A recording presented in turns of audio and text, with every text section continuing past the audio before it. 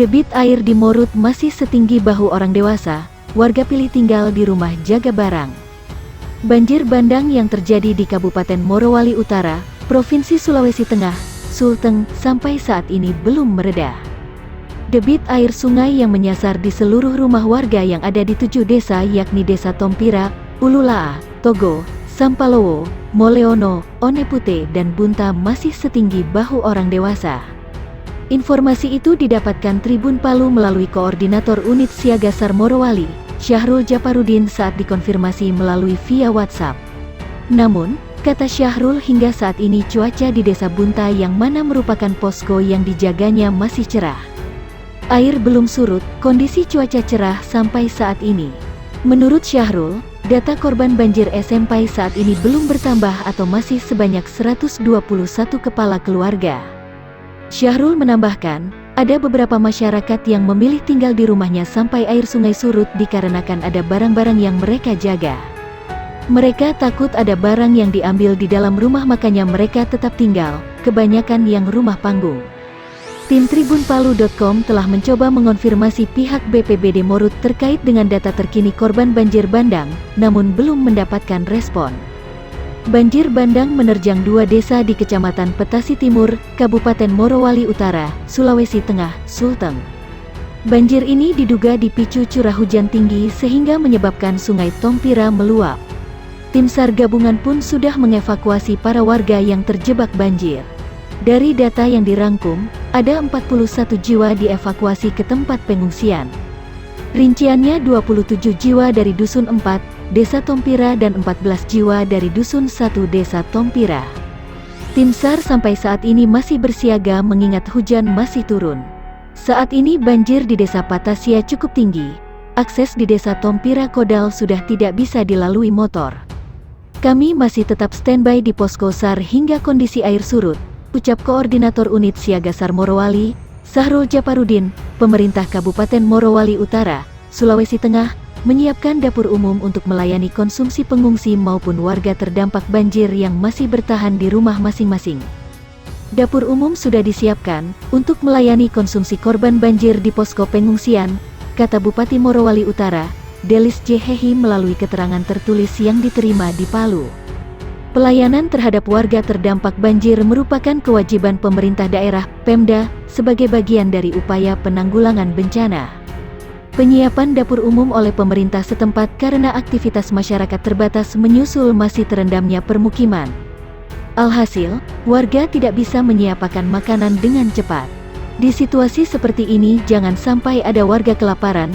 Pemerintah secara maksimal mengerahkan sumber daya manusia, SDM, untuk percepatan penanggulangan bencana banjir. Bupati mengaku, dirinya sudah berada di lokasi bencana sudah 4 hari sejak banjir melanda pada April lalu dan ia juga telah menyalurkan bantuan logistik di sejumlah desa terdampak. Sekretaris Badan Penanggulangan Bencana Daerah, BPBD, Morowali Utara Delvia Parenta mengemukakan, dapur umum telah didirikan di masing-masing desa terdampak, terkecuali Desa Bunta, Kecamatan Petasia Timur karena wilayah tersebut paling banyak terdampak, sekitar 1.000 jiwa lebih. Kami memberikan logistik peralatan dapur dan bahan makanan untuk memasak. Warga Desa Bunta berkelompok menyajikan makanan untuk warga terdampak lainnya di desa itu, dan desa ini adalah wilayah yang paling banyak warga terdampak. Ia mengajak warga saling membantu, karena situasi darurat membatasi ruang gerak beraktivitas sebab kondisi air masih tinggi.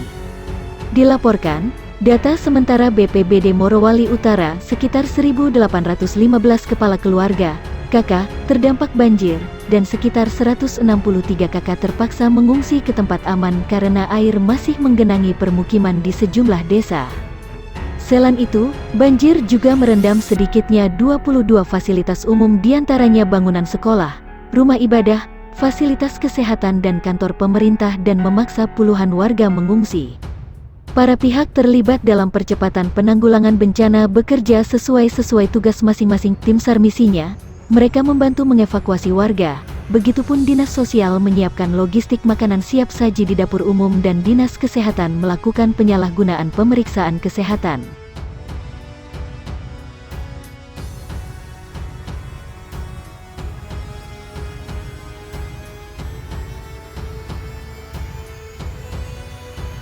Sedikitnya 5 orang tewas akibat banjir bandang setelah hujan deras minggu ini mengguyur wilayah selatan, tengah dan barat Yaman.